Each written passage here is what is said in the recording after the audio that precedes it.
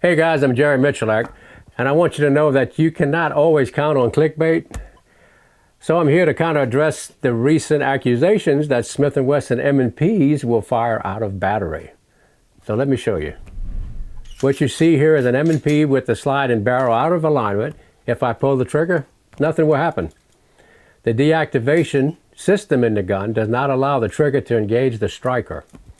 As I slowly start to release the slide, and I pull the trigger again, nothing happens. Next, I slowly let the slide down until the barrel is just under the height of the slide. If I pull the trigger in this position, you see the barrel hood rise into the slide as the slide advances forward in advance of the striker contacting the primer. What you are seeing is a mechanical timing of the pistol's design that moves the barrel and slide into position in advance of the striker contacting the primer. Safe mechanical timing has been implemented on firearm designs for over a century in all manners of platforms and can be found in other pistols on the market today. This mechanical timing ensures that a firearm's action is fully seated into battery in advance of the discharge of the cartridge.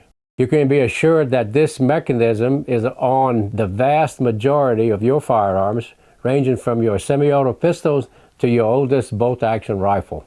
Inspecting and assuring that no fouling or debris inhibits this mechanism should be a part of safety checks you perform on your pistol. If your firearm is dirty or fouled from shooting and inhibiting this movement of the mechanism, this can cause an unsafe scenario. Stop what you're doing, immediately unload your firearm, and thoroughly clean it before loading and firing it again.